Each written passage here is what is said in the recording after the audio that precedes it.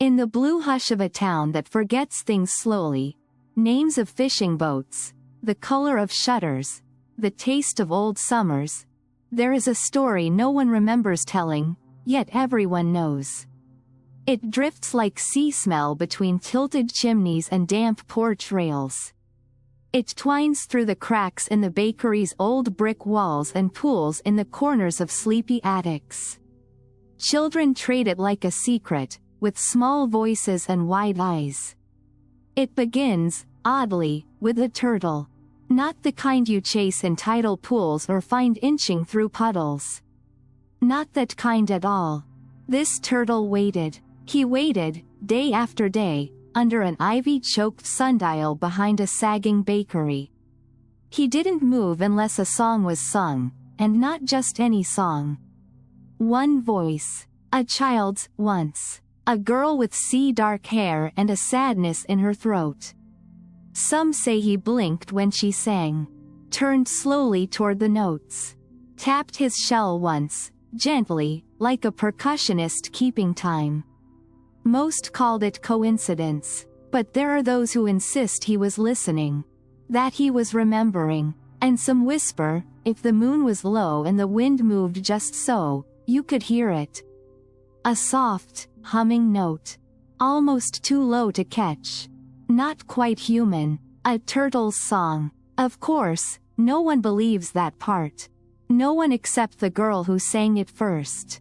And she's long gone. Or perhaps, not gone. Just quiet. Because not every animal story begins with a rescue. Or a chase. Or a circus tent bursting into flames. Some stories start with grief. The kind that doesn't make noise. The kind that moves into your chest and puts all the loud parts to sleep. And when it does, sometimes, your only choice, is to sing. Her name was Etta. She arrived at the bakery with one suitcase, a dented guitar case, and eyes too tired for her 12 small years. The train had left her in the middle of a fog-thick morning, and from there, her aunt's arms did the rest. No one asked too many questions. Not in a town like this. The attic room became hers. It sloped on one side like someone had tried to fold the house in half. The walls were a faded lavender. The bed had a dip in the middle, like it missed someone impossibly. Etta didn't speak much. She unpacked her books in color order. She folded her socks into soft white bundles. She set her guitar, untouched for nearly a year, in the corner farthest from her pillow. The town outside was a hush of gull cries and salt air. On her first night, Etta thought it sounded like someone humming a lullaby beneath the waves. Dinner was eaten quietly. Her aunt, who wore flower-like armor and always smelled of cinnamon, didn't push. She simply said, "There's peppermint tea if you can't sleep. I keep it near the window." Etta didn't ask who it had once been for. That night, the ceiling creaked like an old song. She sat on the windowsill, knees tucked to her chest, and stared out over the garden. It was nothing special. Bricks uneven with moss, one rusted lantern leaning against a trellis, and a dry birdbath so cracked it looked like it had been struck by silence.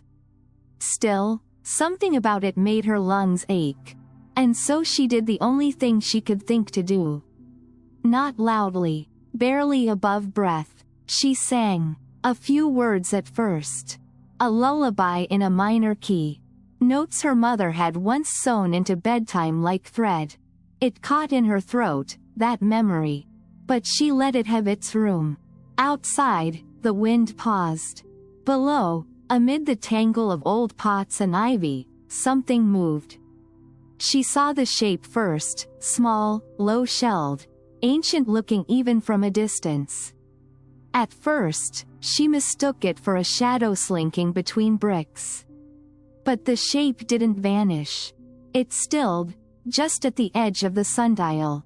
Almost as if listening, Etta stopped singing. For 2 full minutes, she just watched. The shape didn't blink, didn't flinch, only sat, a small sentinel in the overgrown ruins of someone's forgotten garden. She tightened her arms around her knees. And sang again, softer, this time, just a single phrase, as if testing the air, or the wind, or her own heart for its readiness. The turtle, because she could see it now clearly in the moonlight, turned its head. Slowly, deliberately, toward her. She blinked in disbelief, then breathed in a shaky note and sent it out through the glass panes like a kite. Down in the garden, the turtle blinked once. And didn't leave. She watched him through 3 more verses. Only when the song settled did he tuck his head in gently, like someone easing into a memory, and disappear behind the sundial. Etta didn't sleep much that night. But when the first light filtered through the dusty attic window, her eyes were not quite so tired. The next evening, she sang again. This time just a hum, a few sliding tones she stitched together without effort. Again, he came. Again, he listened. By the 4th visit, she timed it. Sang the first note and waited, 14 seconds. A rustle of ivy. Then the patient lift of a shell-backed head. By the 7th, she built small melodies for him. Let her notes ripple like tide pools. He soaked them in like sunlight.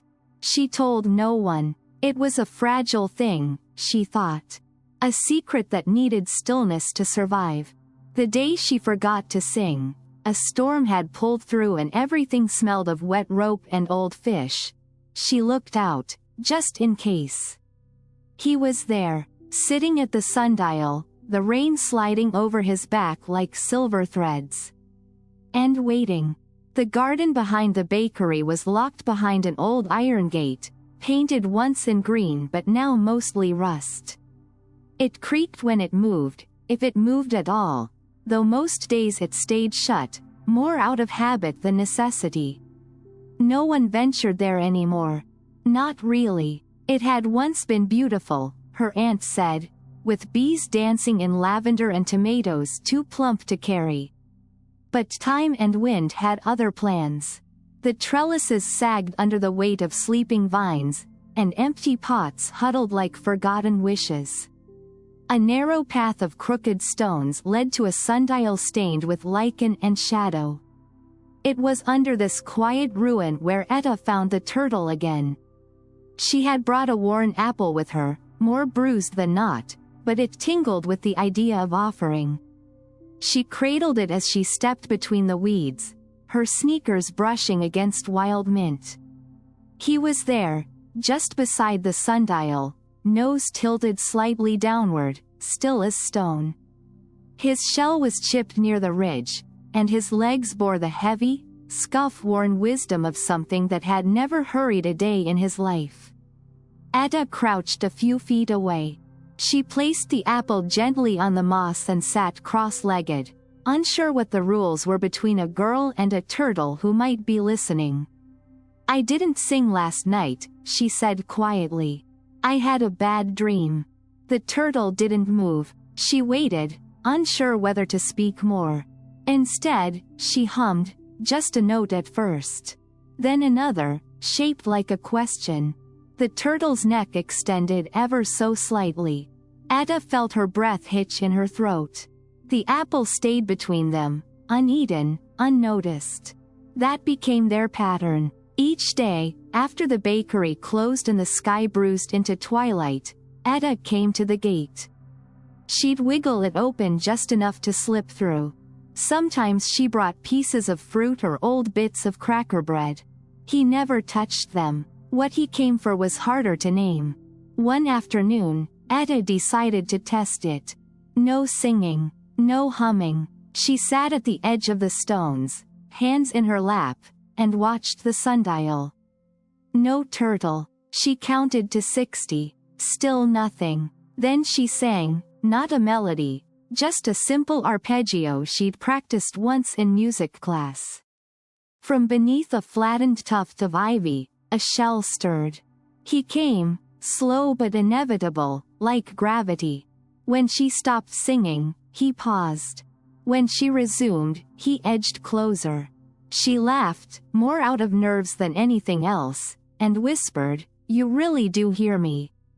And then, the next day, she tested again. One note, half held. Nothing. Two notes. A pause. On the third, the turtle's head emerged, swiveling slightly like a weather vane seeking its wind. Ada's world shifted a little. She told herself it was coincidence again. And then, the fifth time, she didn't sing until the end. She waited until near dusk. The garden had turned amber with the dipping sun. Her voice rose, unsure but curious. The turtle appeared, as always. Only now, she noticed something else. How his front foot tapped once, almost imperceptibly, against the dirt. A rhythm? She sang a phrase again. Tap. She leaned closer, heart tight. But he didn't move again. She sat with him until the light faded completely. When he finally retreated behind the sundial, she whispered a thank you carved in melody and didn't expect an answer. That night, she wrote it all down, half poems, half questions. Do turtles have ears? Do they remember voices? Why mine? Why music? Am I imagining this? She folded the paper and tucked it between the pages of her songbook. The next day, she sang one of the lullabies from her earliest memory, 7 soft notes with no words. He came faster this time. Ada watched in wonder as he paused by the flower pot, tilted his head, and blinked once. Deliberately, she had learned something. He moved for music, not for lettuce or strawberry or water. Not for claps or stomps. Only her singing. And somehow, that knowing, a thread so small it might have snapped in stronger weather, was enough to carry her through the quiet. Enough to make the days feel slightly less empty.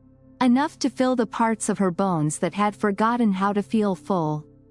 She still told no one. Not her aunt. Not the sparrows who watched. Not even the empty notebooks scattered under her bed. Secrets that came dressed in song, she thought, deserved silence in return. At least for now. Ada kept the songs soft. She never meant them to be anything more than her own stitched-up comforts. Little melodies that floated easier than thoughts, easier than questions. She sang tucked behind baking smells and pantry steam, half humming between flour sacks and jars of faded spices. She sang to the dusk, to the dust in corners. But always, always, most fully to the garden. And he came. Every time. She began to recognize his rituals. The cautious neck roll before his head appeared. The slow draw of limbs through ivy. He'd reach the sundial just as her second verse circled back, then settle in the shadow like he'd been summoned. He didn't blink much. But when he did, it was slow, like he was saying something wordless. She named him, You, for a while. Then later, in her notebooks, she scribbled, Maybe Keeper. Like the bookstore lady said. Her aunt never questioned the garden visits. She'd look up from kneading dough as Etta slipped through the rear door, giving a nod as though that part of the day had always belonged to something else. Etta liked that, being allowed to leave certain things unspoken. One evening, the sun blushed copper over the sea, and her song was older, an Appalachian hymn, carried from memory alone. The turtle turned so slightly during it that she paused mid-note. It wasn't that he turned toward her. He turned into the melody. As though the air caught him and set his shell a fraction to the left. She sang slower after that. More deliberately. Testing every lift and fall. Every shimmer in pitch.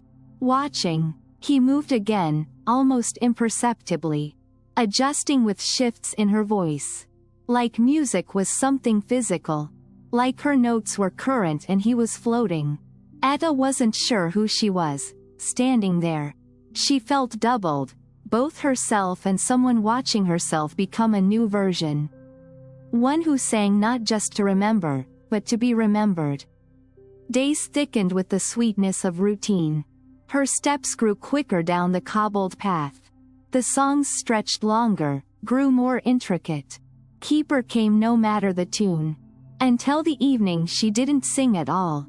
She hadn't meant to skip. Her aunt was sick in the morning, and she'd spent most of the day tending the bakery alone. Aching feet, wrists powdered with sugar, apron clinging with egg wash. Evening slumped in with purple clouds and salt wind, and only then did she realize. No song. She slipped into the garden anyway, half hoping, half heart sore. He was there, already waiting, pressed near the sundial, still. She sat slowly beside him, unsure of what to offer. "I forgot," she whispered.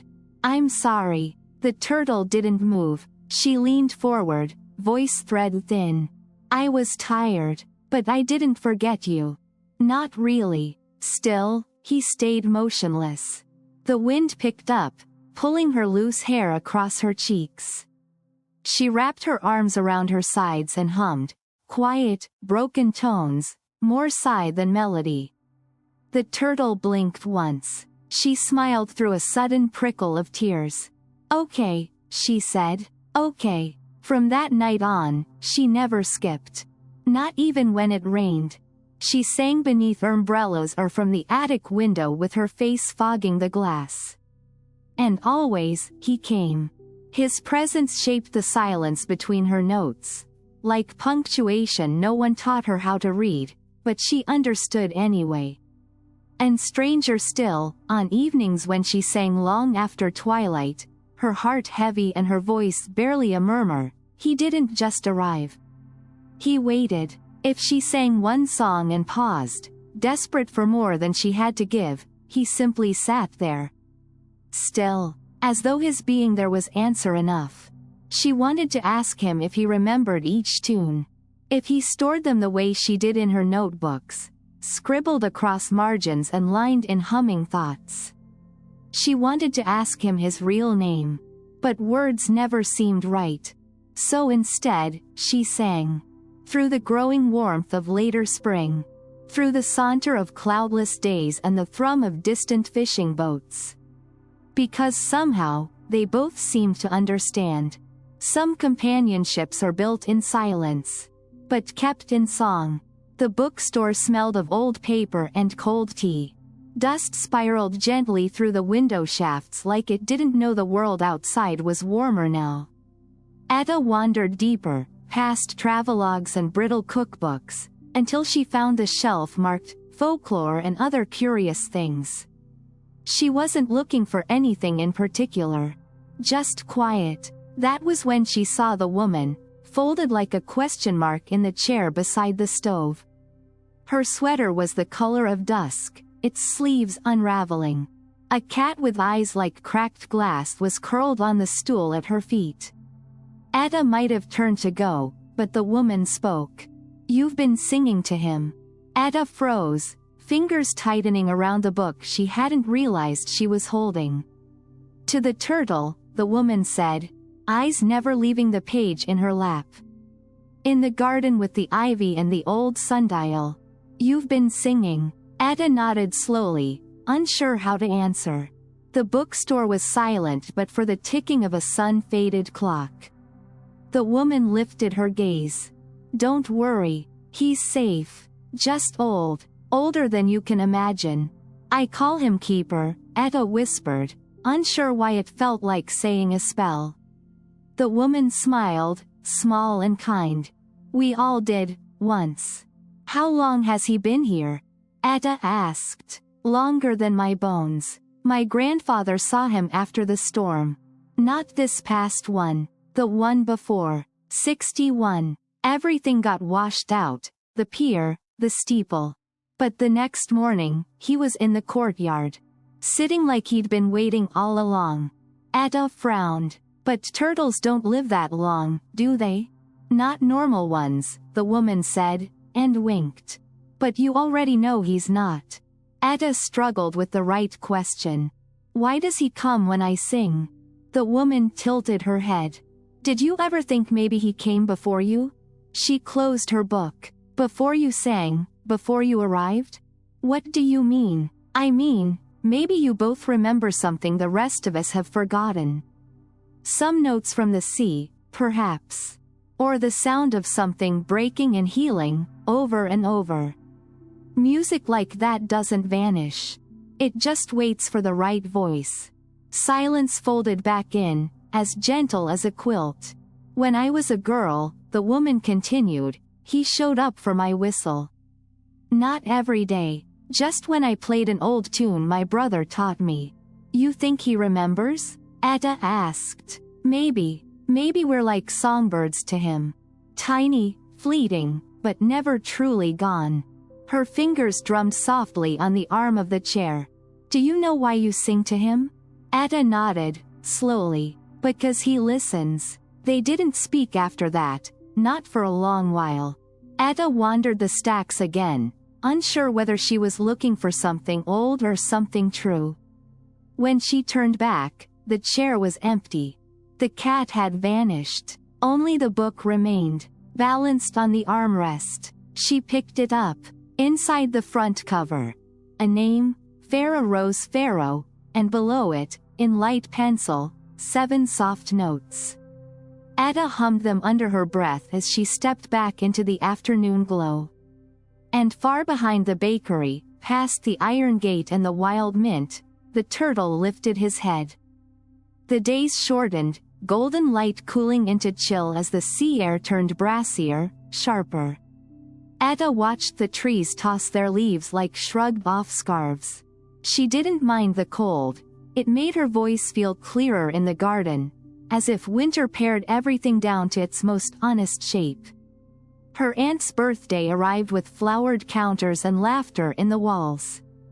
Etta helped string paper lanterns that bobbed gently above the clothesline, their soft oranges and reds swaying like slow-embered breathing. The celebration was modest. Neighbors with jam jars, a card from somebody's cousin, a pie with her name misspelled in whipped cream. But the warmth lingered even when the stove cooled. Afterwards, Etta slipped outside and lit the last of the lanterns. They glowed like little suns above her, each one a quiet witness. She stood by the garden's edge, her breath curling with night. And she sang, just a half-remembered tune, one with no real name, something her mother might have sung folding laundry, or brushing Etta's damp hair before bed. It rose soft and tentative, twining between lantern light and ivy shadow. The turtle came, late, but sure, his shell catching a glint of warm gold as he rose over the broken stones. Slower than usual, delicate, deliberate. He passed under one of the lanterns, and for a moment his shell refracted the light back like a mirror remembering flame. Etta sang clearer, stronger. He stopped just short of the sundial, placed one foot forward, and tapped. Once. Lightly, almost politely. Her voice hiccuped. She blinked, stared, watched him sit. The moment passed like breath, but it had happened. A tap. She finished the song, knee-deep in wonder. The next night, she returned early. Without lanterns, without birthdays or visitors. Just her breath and the thickening dark. She sang a quicker melody this time, playful, rising sharply before falling into something soft. The turtle moved again, and when she reached the chorus, something rhythmic and skipping, he tapped once more. Faint, but clear. She didn't tell anyone, not even in her notebook. It felt too strange, too sacred. Instead, she invented new rhythms just to see if he'd respond again. Inserts of silence, little holds in time. Would he follow? He seemed to try, sometimes tapping after the longer rests. Other times not at all. But he was engaged, responding not just to the song but its shape, its structure, its pauses. One evening, she brought a small wooden block and tapped back after his pause. He did not repeat, only turned his head, gently, toward her. She had the wild thought. Maybe that was answer enough. The lanterns were still hung along the line, left up by forgetful hands. One of them bent sideways in the wind, its paper skin torn. Still, Etta let them be. Something about their tattered presence made the garden feel watched over, as though the air remembered celebration even when no one else did. She sang beneath them again, and again Keeper came. Always with that same measured silence. But the silences weren't empty. They throbbed gently between her notes, swelling with that strange fullness that only comes when someone else is really hearing you. Sometimes, she let the silences stretch. And he stayed. Winter did not tiptoe in that year. It arrived like a held breath finally released. One week, Etta was singing in sweaters, watching Keeper through rising mist. The next, her voice was gone. It began with hoarseness, the sandpaper rasp in the back of her throat that wouldn't smooth out. Her aunt insisted on warm broth, herbal steam, rest. But rest didn't undo it. A fever curled in, slow and smothering. Whole days blurred into fleece blankets and the ticking of the wall clock. Sometimes the bakery smells drifted up, burnt sugar, rising yeast, but they couldn't cut through the ache behind her eyes. Etta didn't get out of bed much. She stopped humming. She tried once, just a note, just to see if it would steady her, and it came out as a cough. So she gave up. Down below the attic window, the garden wore its own hush. Ice coated the sundial. The mint had browned and curled inward on itself. Everything seemed to be holding still. On the third day she didn't sing. Etta stared listlessly at the ceiling and whispered, too quiet for anyone to hear, "He won't come back." Her aunt pressed a cold cloth to her forehead and said nothing. But later, as she tucked in the quilts, she added, softer than sugar dissolving, "He was out there yesterday." Etta blinked, unsure if she'd dreamed it. She means Keeper, she thought. Her aunt didn't say his name, not really ever, but somehow she knew. The next morning, her aunt brought oatmeal and news. Still out there, same spot. Etta pushed the spoon through the bowl carefully, as though stirring memories. She rose to look, just barely, just enough to move the curtain a sliver. There he was, near the sundial, barely visible through frost. Still, Keeper made no sound, did not move, just sat like a musical pause held a breath too long. She saw him every morning after that. Waiting. Even when the temperature dropped into single digits, when the sea wind scraped raw across the rooftops, he returned. Or perhaps, never left. Her aunt said, once, maybe he's just used to your voice. Waiting for it to come back. Maybe, Etta rasped. But she felt something deeper than habit in his presence. It was a kind of knowing. A wordless belief, sitting heavy in the air between them. She tried to answer him. Her voice was too weak to carry far, so she wrote instead. One morning, with hands trembling from whatever had gripped her bones, she took a napkin from her breakfast tray and scrawled in pencil. Still singing inside, just not out loud. She folded it carefully, punched a hole in one corner, and tied it with thread. Her fingers shook as she pushed the attic window open just enough to lower the message down. It fluttered like a leaf landing near the herb pot where he often sat.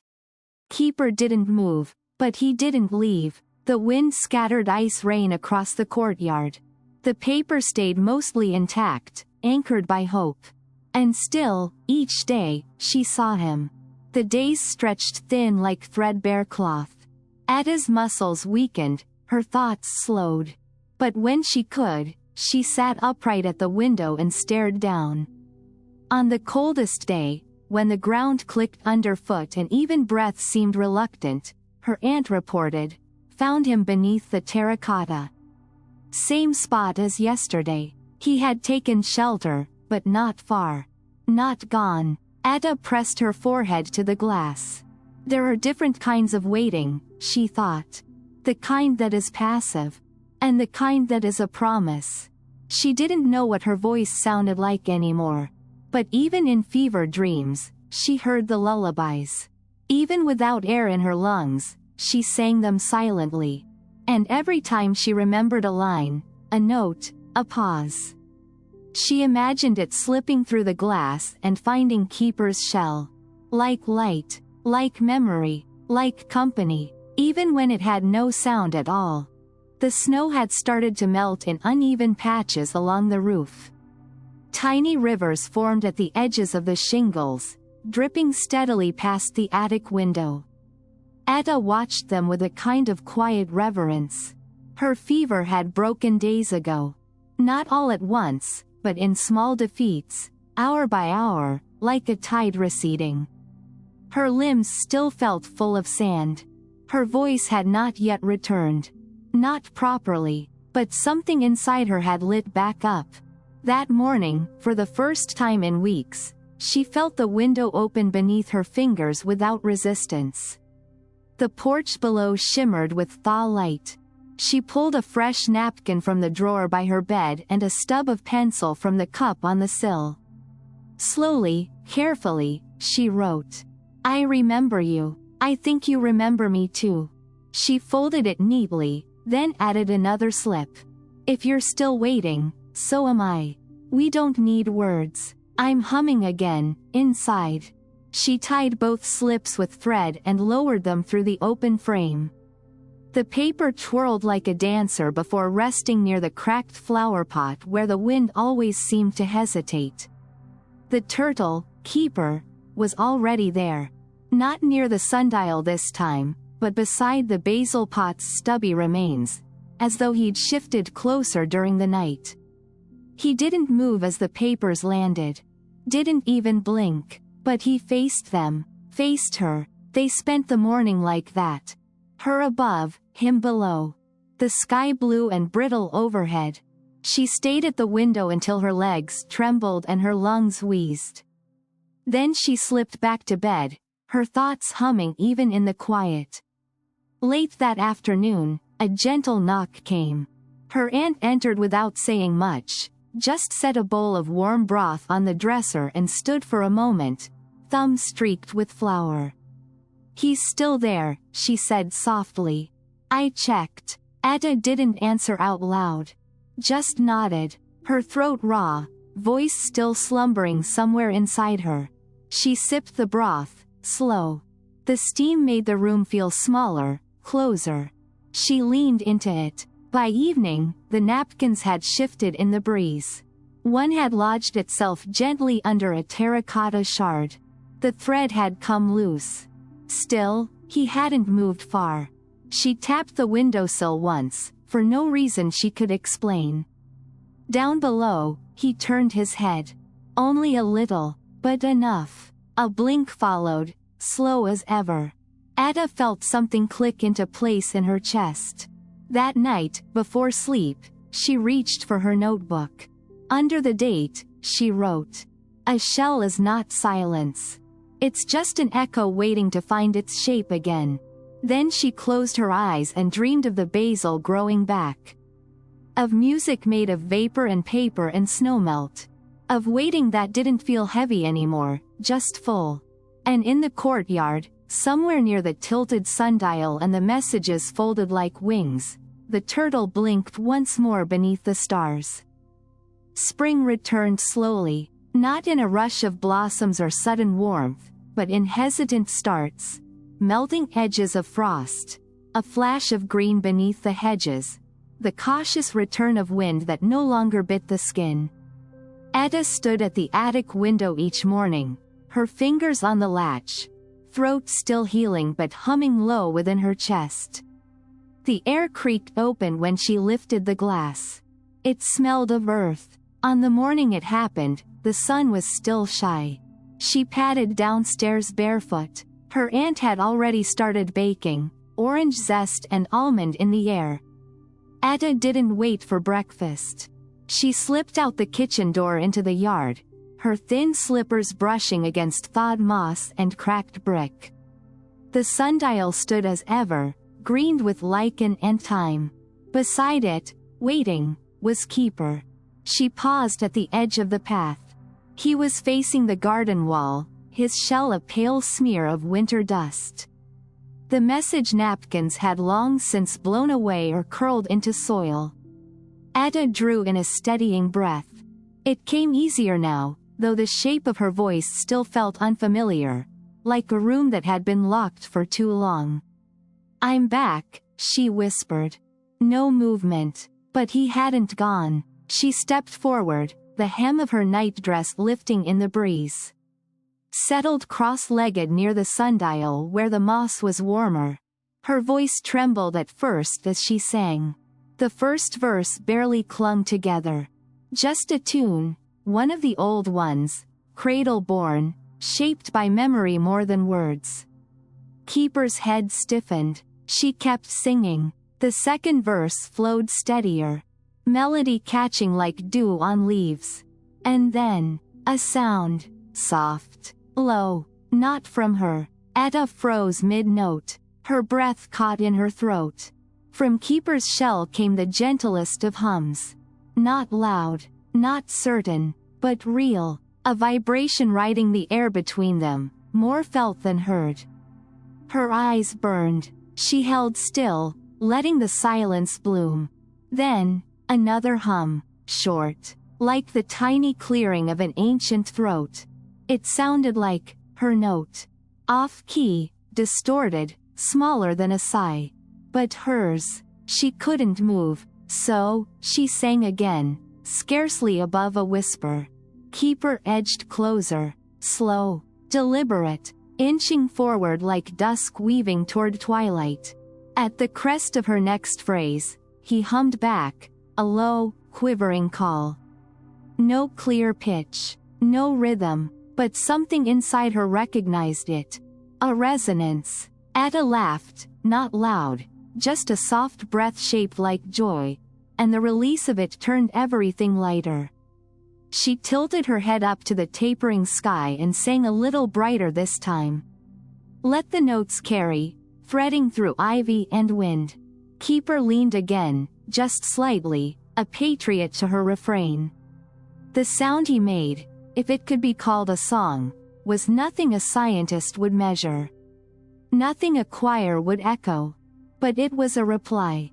Without a doubt. When Etta finally stopped, her voice worn but whole, the courtyard stilled around her like the moment after applause. And Keeper blinked. She blinked back. No words passed between them. None were needed. Spring had come. And with it, music. Even in the smallest voice. The man wore a wool coat too expensive for this town. His shoes glittered faintly with city polish, and his notebook was stiff and new. The kind designed for observations no one believes until they're printed in a column and bound in gloss. He asked questions. About the bakery. About the waterline. About local oddities. Most just shrugged. But Etta, now 16 and taller than memory allowed, looked up from her place behind the register and said, carefully, "You should talk to Keeper."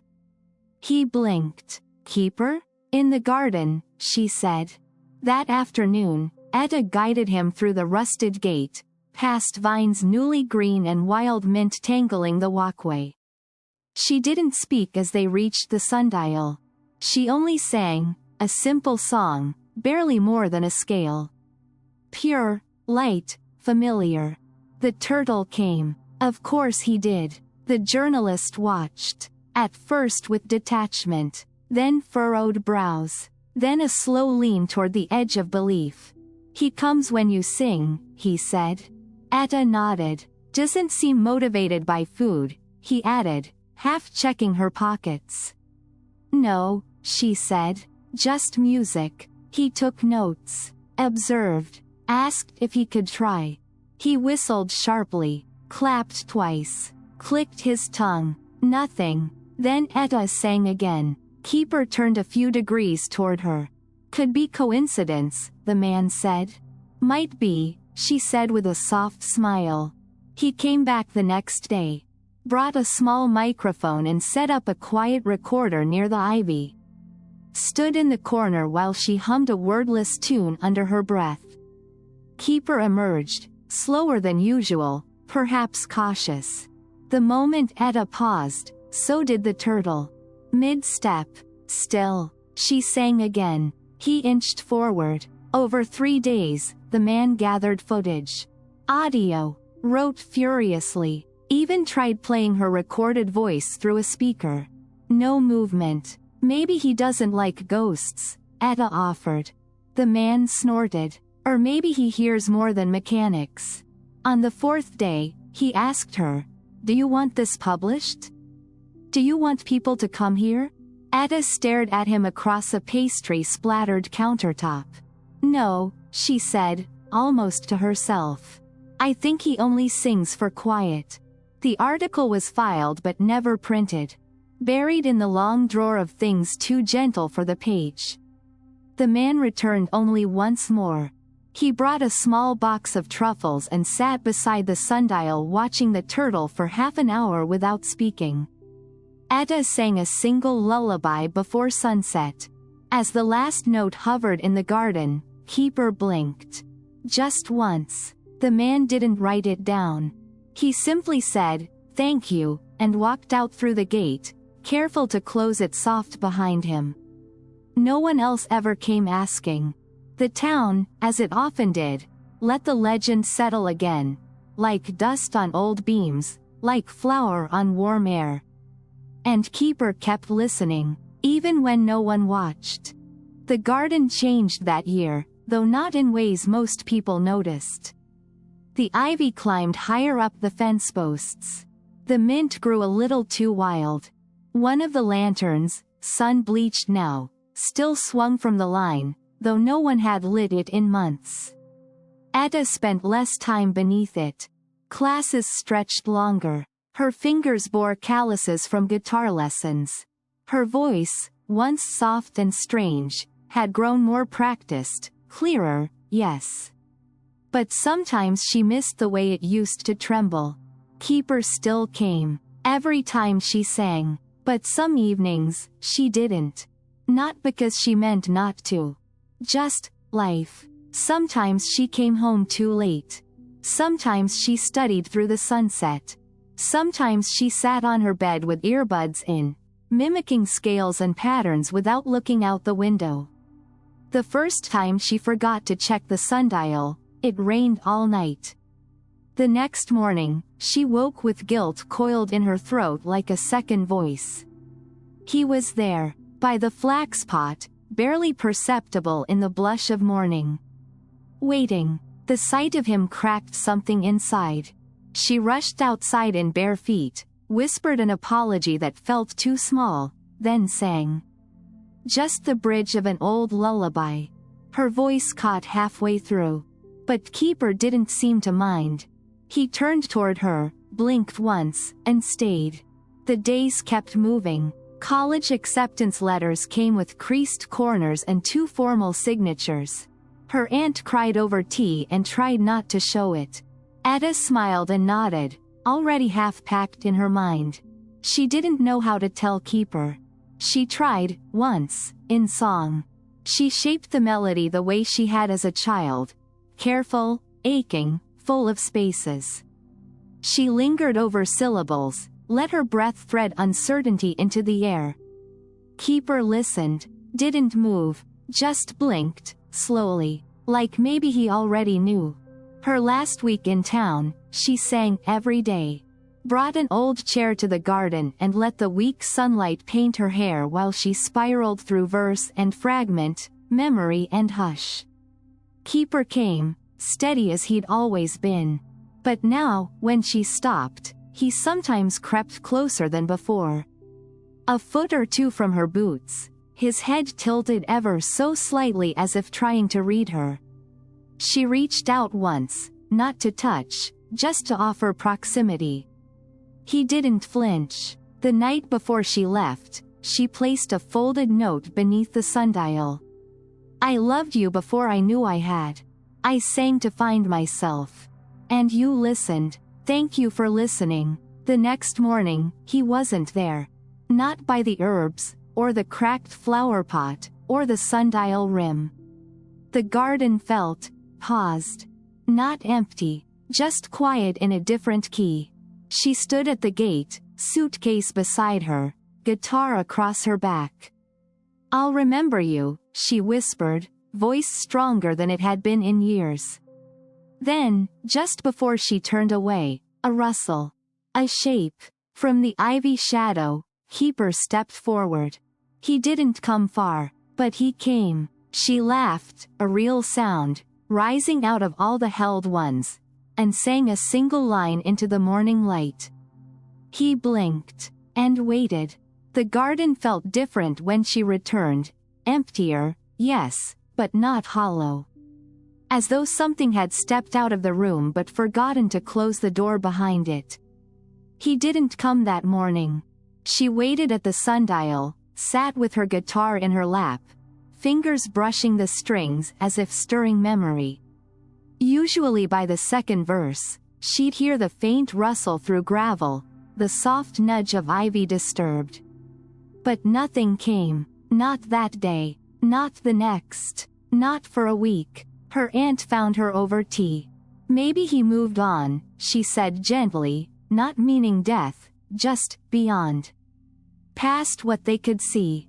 Etta shook her head. She didn't believe the world worked like doors you closed and never opened again. Not when someone had waited so long just to listen. Then, one morning, she found it. Not him, but something. A print, pressed into the patch of dirt beside the sundial. Spiral-rimmed, deep as a breath, the size of a memory. She touched it with 2 fingers. It was dry, clean. Her guitar strap slid from her shoulder. She lowered herself to the ground and sat in the moss, not to sing, but to breathe. The print looked silvery in the light, like it had caught a little of the moon and hadn't let it go. Had he died? Was this his goodbye? Her aunt stood in the doorway later that afternoon, wiping her hands on her apron. Maybe he left it for you.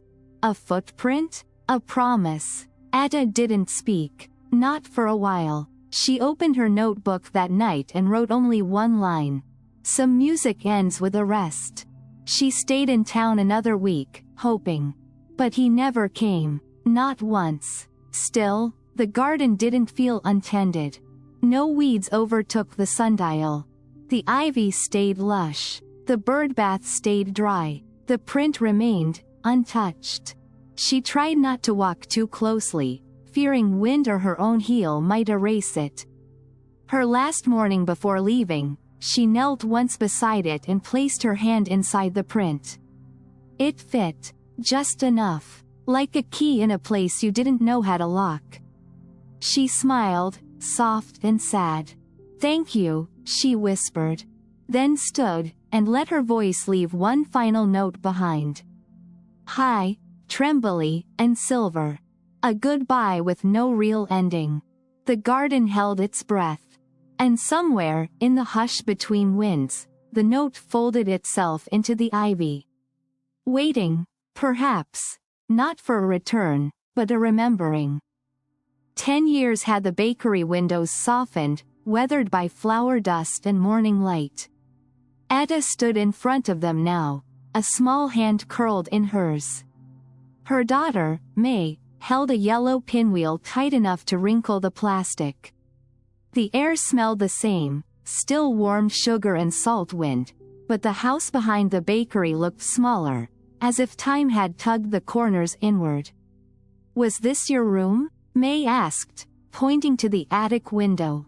Etta nodded. A long time ago. The courtyard beyond the shop had grown wild. Ivy strangled the trellis and lilac spilled lazy blossoms down the fence.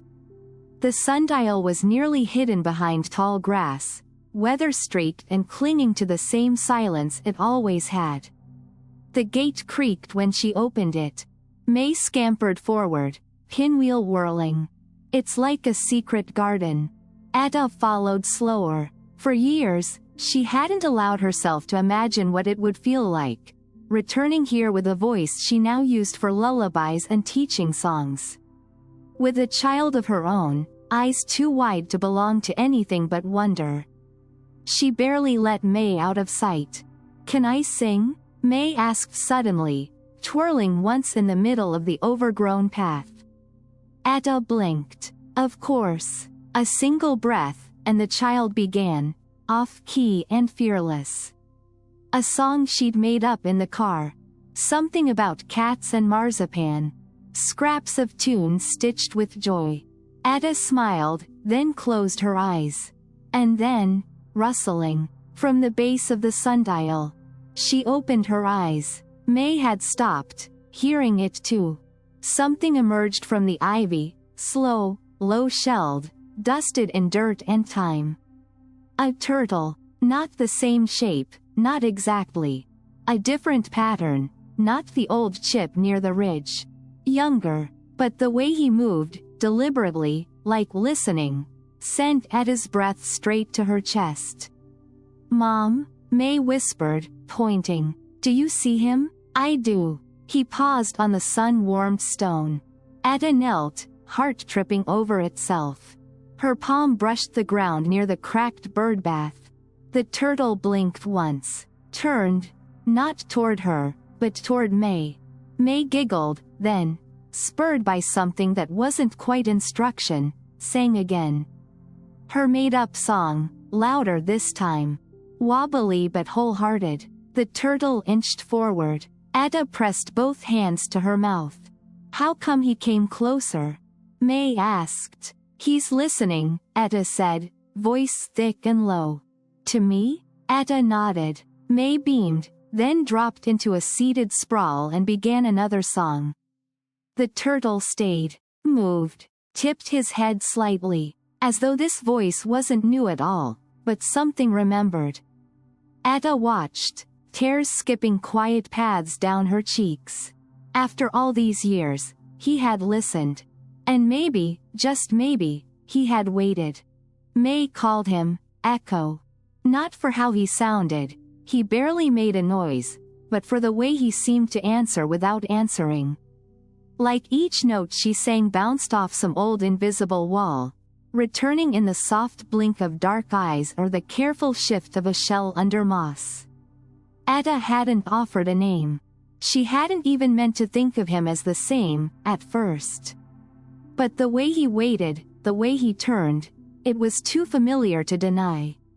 So, when May giggled and pointed and said, "He's like an echo, isn't he?"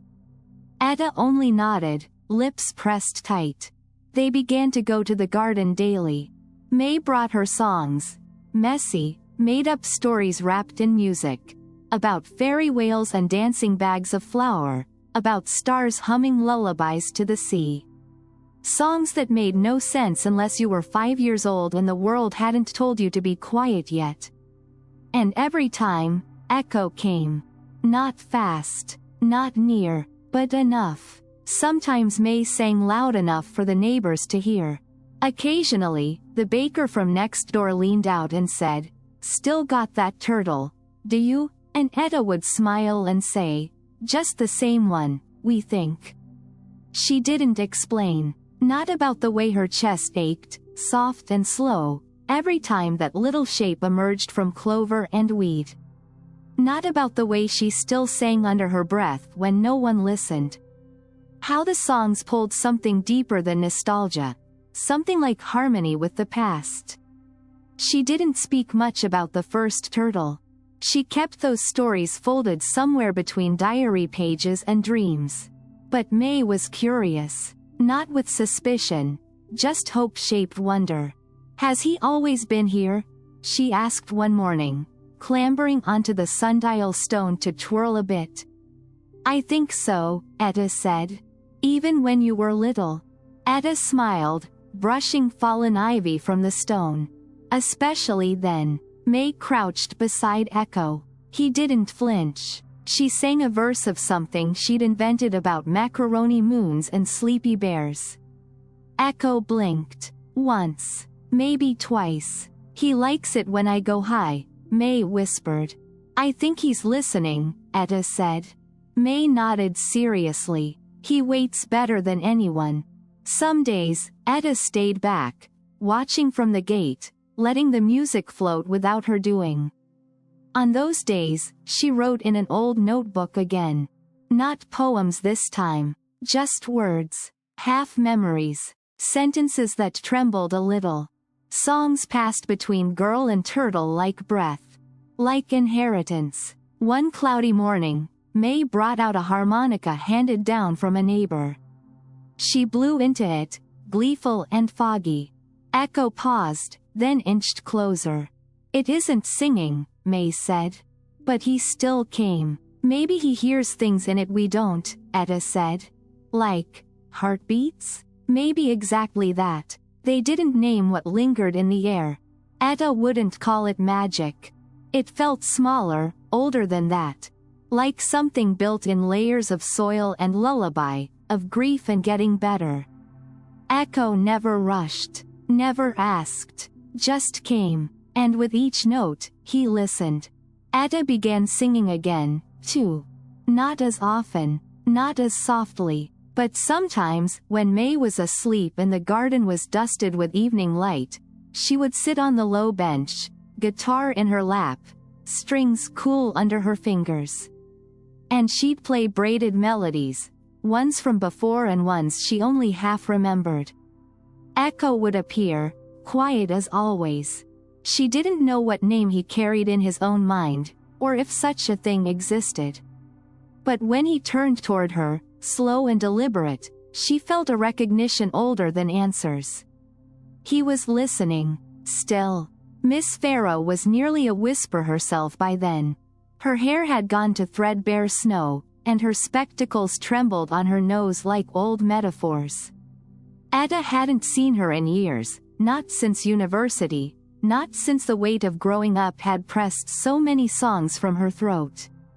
But there she was, sitting in the same chair by the stove in the same bookstore that didn't really sell books so much as keep them company. Etta wandered in on a drift of instinct more than intention. May was in school. The morning was misty and mild. Some part of her spine said, go. She stood for a long time between shelves labeled, things that hum, and, memory, sorted, until the soft voice came. You still sing to him? Etta turned. Miss Farrow didn't look up. When I can, Etta said. That's enough, the old woman replied.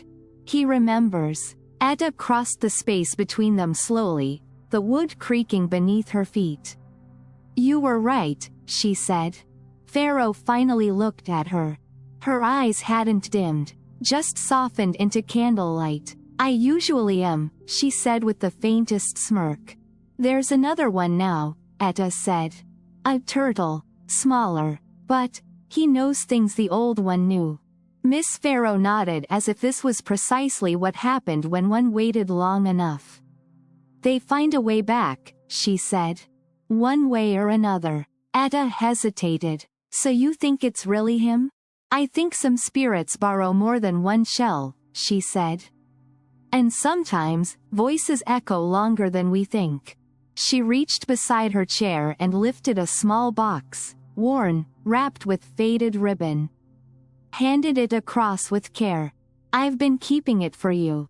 Etta untied the ribbon. Inside was a music box, its paint cracked, a winding key slightly askew.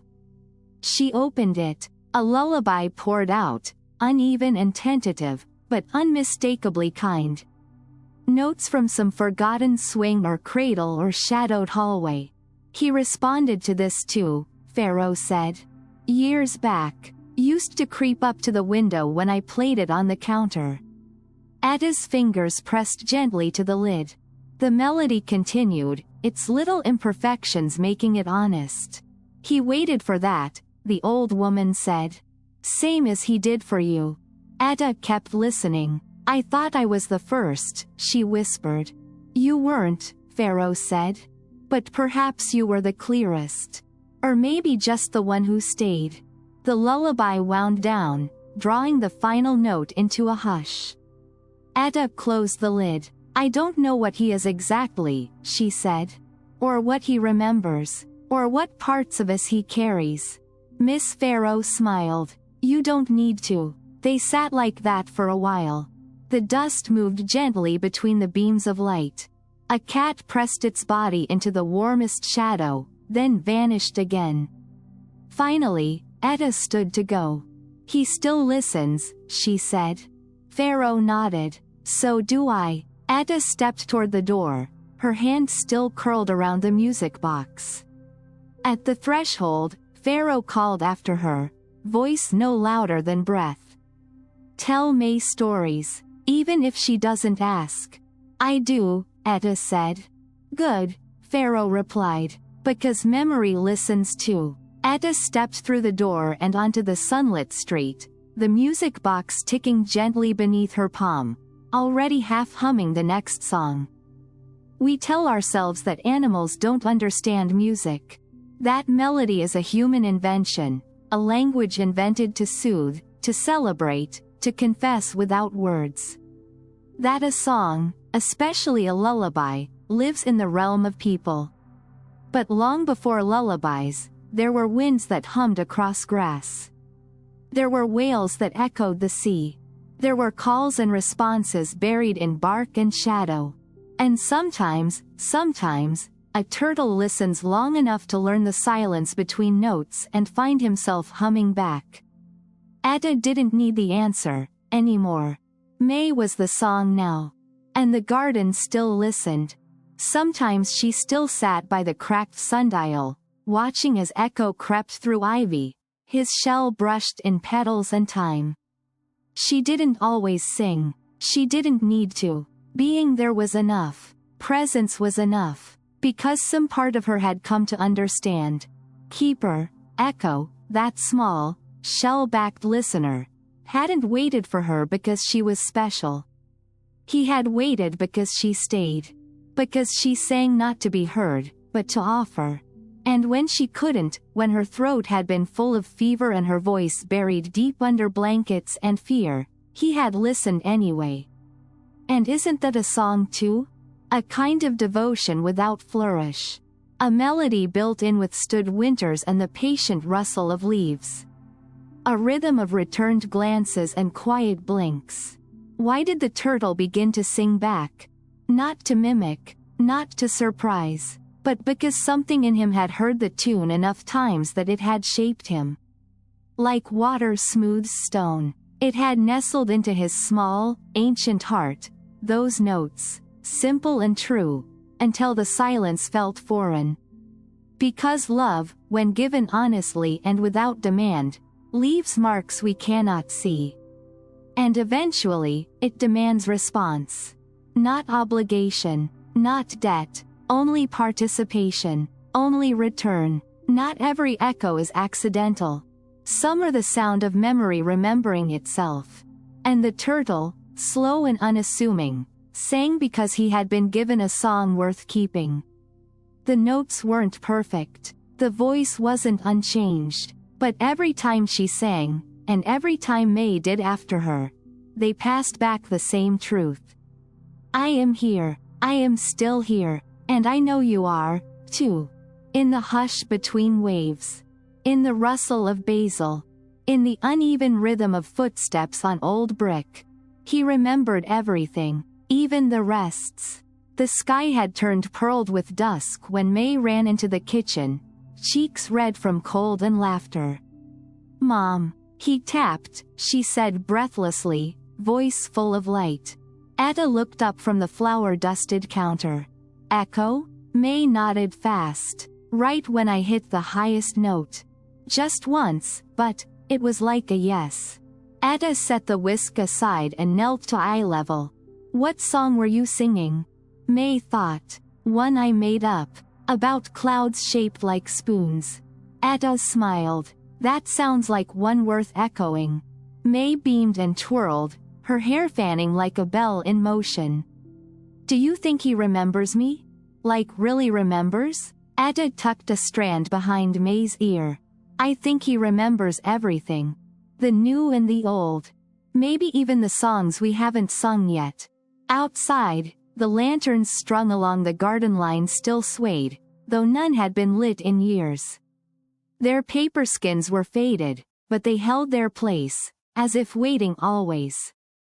That night, Etta sat on the windowsill while May slept, the music box from Miss Farrow winding down in her lap. The song it played was stretched with age, slow at the edges. Still clear, she opened her window just enough for the tune to seep into the air. Below, Keeper, Echo, sat in the moonlight near the sundial. When the melody reached its last note, he turned. Not toward the sound, toward the window, toward her. She hummed once, quietly, not to wake May, just to feel it shape her breath again. A sound not meant for echo, only for offering. He blinked. And stayed. Etta whispered, I know. Then closed the window, resting her hand against the pane a moment before drawing the curtain. In the garden, silence returned. But not empty, not ever empty. It hummed with old songs and new ones, with secrets shaped in chord and pause. With the weight of all the notes that had ever passed between them. Somewhere in that hush, a turtle shifted gently beneath ivy. Listening. Still. The sun had long since slipped below the rooftops, leaving the sky stitched in velvet blue and the garden bathed in hush. Etta walked barefoot along the worn path behind the bakery, her night sweater pulled tight and still carrying the smell of cinnamon from earlier. Ivy grazed her ankles. The bricks, warm from a full day of sun, exhaled quietly beneath her step. She didn't bring a song tonight. Just herself. In her hand, loosely curled, was the music box. The one Miss Farrow had kept safe all those years. Its lacquer had chipped further, the winding key now stiff with age, but it made music still, the kind that faltered but finished. She knelt beside the sundial. Echo was already waiting, half tucked beneath the lavender, his shell dappled with leaf shadow.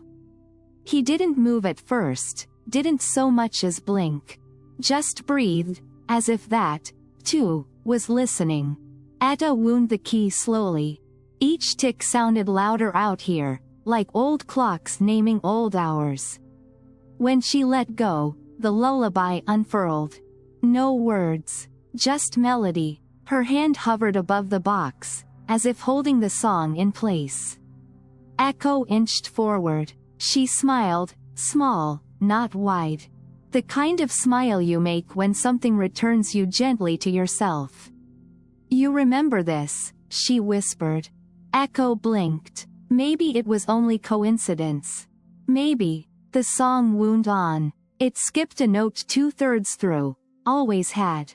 Etta remembered it from childhood, the way her own breath used to fill the gap when the music couldn't. She filled it now. A hum, small but steady. Echo stopped just beside the sundial, placing one front foot in shadow, the other in moonlight. He looked toward her, not directly, but enough. You don't need me to sing anymore, Etta said softly. She does that now. The turtle remained still. But I'm glad you waited, she added. All those years. Through everything. The lullaby reached its end, not abrupt, just quiet, like floating back into hush.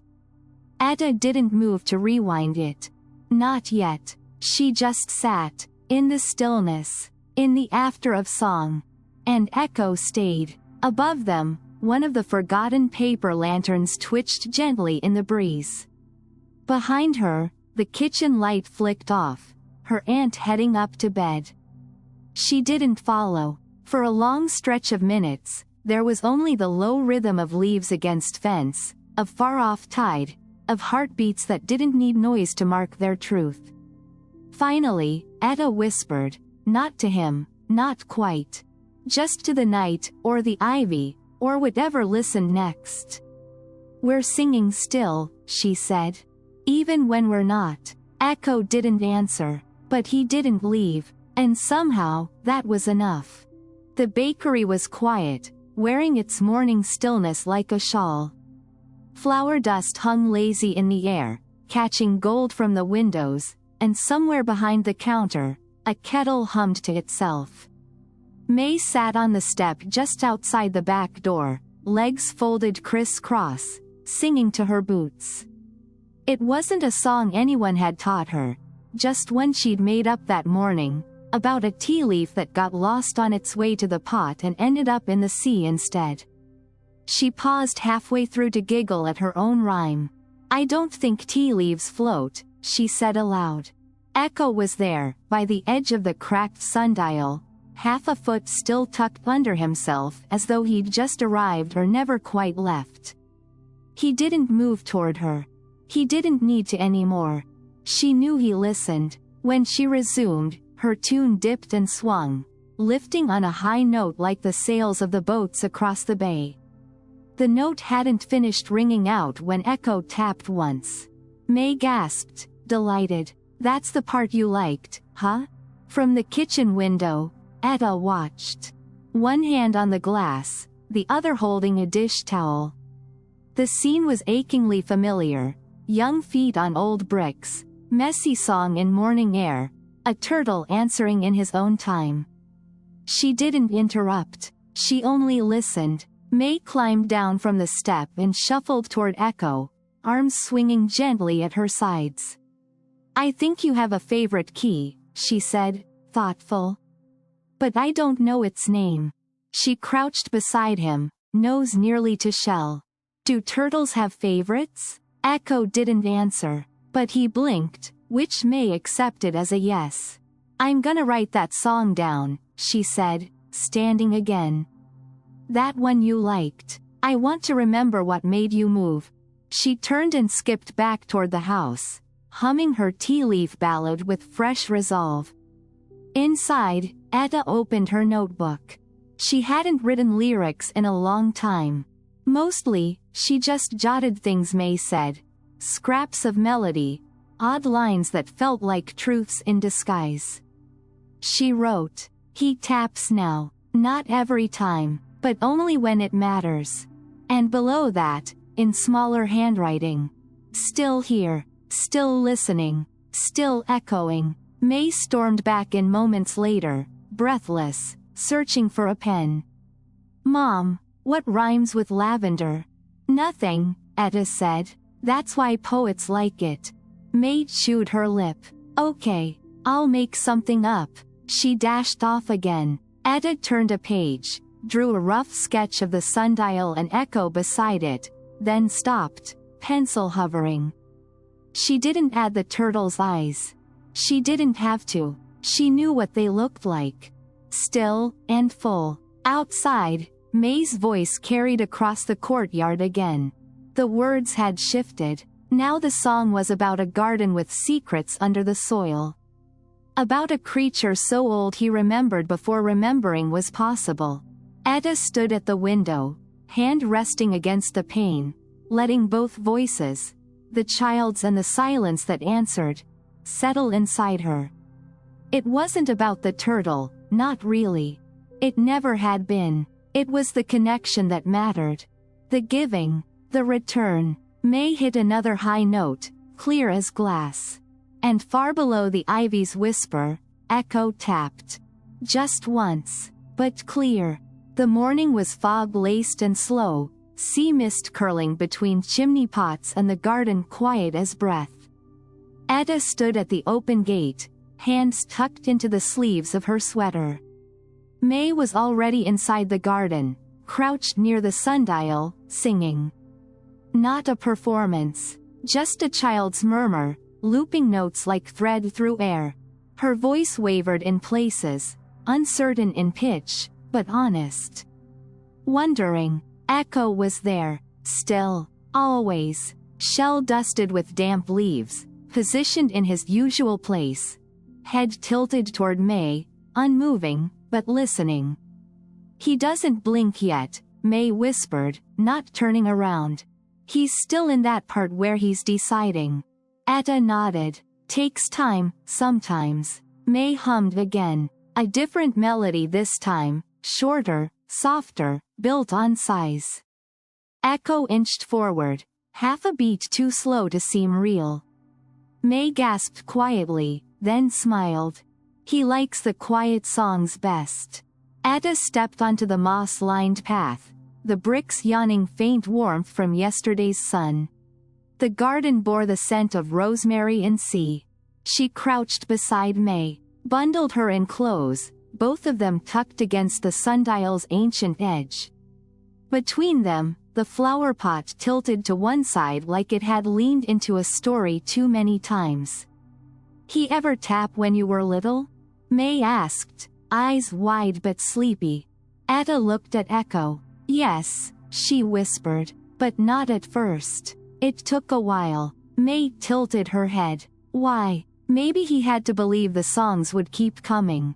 May thought about that. "I think he believes me," she said quietly. "I think so too." The sea breeze stirred a swatch of ivy across the pathway. One of the lanterns above them rattled gently, though it hadn't held a flame in years. The paper was stained but still whole. Etta leaned back on her hands, the bricks cool beneath her.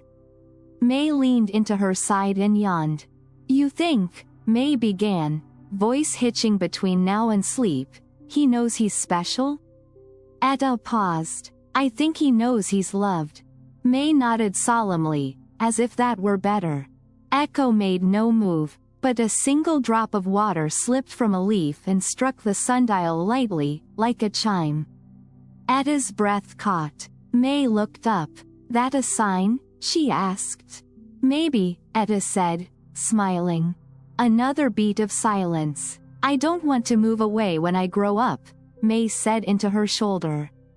Etta's arm curled around her. "You can go as far as you need. He'll still be here." "You sure?" "Some things stay, sweetheart. Especially the ones who listen." Behind them, the bakery door creaked faintly, and her aunt's laughter drifted on cinnamon air. Morning pressed forward in its quiet, persistent way, stirring clouds apart by degrees. Etta picked up the old music box from the step where she'd set it earlier. Wound it once. It began to play, slower now, with age, but still clear enough to fill the garden's attentive hush. Echo blinked. May beamed, nudging her mother. "See?" Etta smiled, tears blooming warm behind her eyes. "Yes," she said softly. "I see." The music swirled lightly around them, threading into ivy and air, ghosting over moss and memory. And Echo tapped, once, gently, and stayed.